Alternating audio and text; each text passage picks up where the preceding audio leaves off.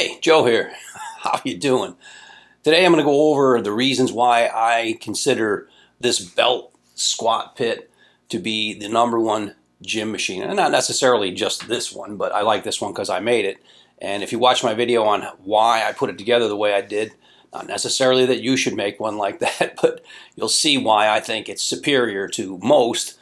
But that notwithstanding, any belt squat pit would be a good machine to have, and I think the best one that you can put in your gym. Typically if you're going to squat, you squat like with a bar on your back, and hopefully if you do that, you have a proper squat rack. And I have no problem with that. I don't have any issues with it. I've had them and I like them, but I'm on a different course in life here, and I'm trying to be more economical with what I have, and I don't want to have a lot of plates and Olympic bars and all this stuff. So I had to devise a way to make things simpler and something that I would be more likely to adhere to, and something that didn't take up my whole house. So I wanted things I could tuck away for the most part, but not sacrificing anything. So, and I don't feel like there's any sacrifice with this machine for the most part. There may be a couple little fine points, but I think they're overcome by the benefits. So, I mean, my first benefit that I would say is the most important one with this thing is the fact that I will continue to use it because of all the other reasons. Really, all the other reasons are fine, but if you don't stick with a program, then what's the point of worrying about, whether it's a good program or not? You're not going to do it. So, and I'll get into why I think that I would be more likely to stick with this. First of all, the safety and stability. I work out alone most of the time. I do work out with my wife, but I mean, she's not spotting me because she doesn't need to, and I don't need to spot her. A machine like this, if the weight goes down, it just goes into the ground, and that's it.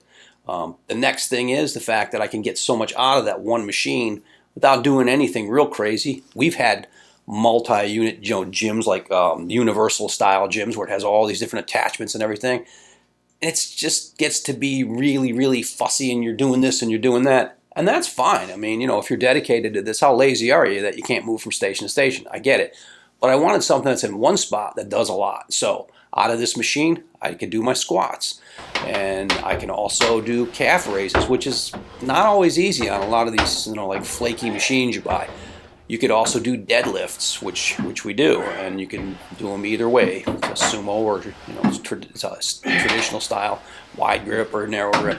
You can do rows. You can do them with a short bar, a long bar. You can do one-arm rows, and you can do stiff-legged deadlifts.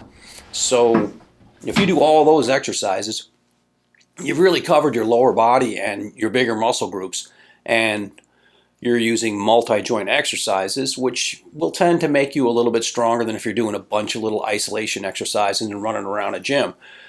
A little bit. It depends. I mean, it depends on where you're at. If you're a beginner, it wouldn't be that much difference. You're going to get stronger and bigger automatically because you've just never done anything in the first place. There wouldn't be a lot of difference. But what you wouldn't be doing if you do a bunch of isolation exercises is you wouldn't be building the coordination that you do when you're doing a big lift.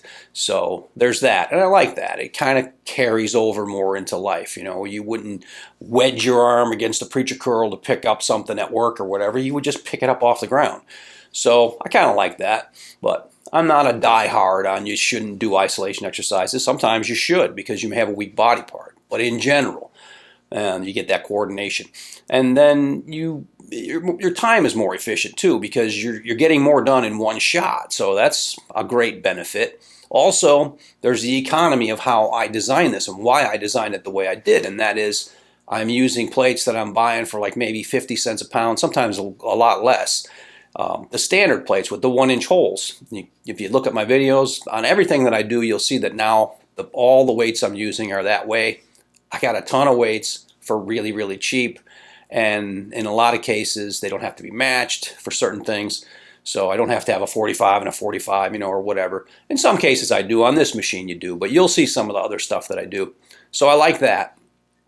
So then all that adds up to I'm more likely to adhere. I'm more likely to do my workout. I'm more likely to continue to do it because it's not taking up a lot of space in my house.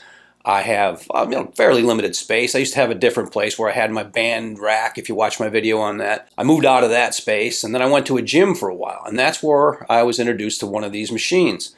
And I was like, wow, this thing is really cool. I like this because I don't want the bar up on my shoulders. I don't like the potential for tipping over. Again, if you have a squat rack, that's not really a problem, but weird stuff can happen in them. You probably know that if you've been in the gym long enough. Whereas with this, again, it's super safe. So there's that. So I get a lot of bang for my buck from this machine, and I like that. So that's why the other half of the body is obviously important, the pushing part, and we'll get into that in a different video. But I feel like these kind of exercises, and people have gone over this and beaten this to death, the fact that you're doing multi-joint exercises with large muscle groups, you're getting a lot more stimulus for like growth factors and hormones and so forth, so, and that's probably true for the most part. I'm not saying you can't stimulate those things with isolation and smaller exercises, but to a lesser degree. So, I'm just going for what I can get the most out of. So I really feel like, since these are bigger movements than anything you could do with your upper body, because your lower body is so much stronger, obviously your legs, your hips, your back, if you're healthy and everything's fine, then you'll get more out of it that way, and then it'll carry over into what else you do, and you'll already have all that hormonal stimulus, that growth factor stimulus to help you with the other part. That's a really big reason why I think that this is also the #1 machine. That's a good point that I just thought of. I wasn't planning on talking about that. But anyway, it's true.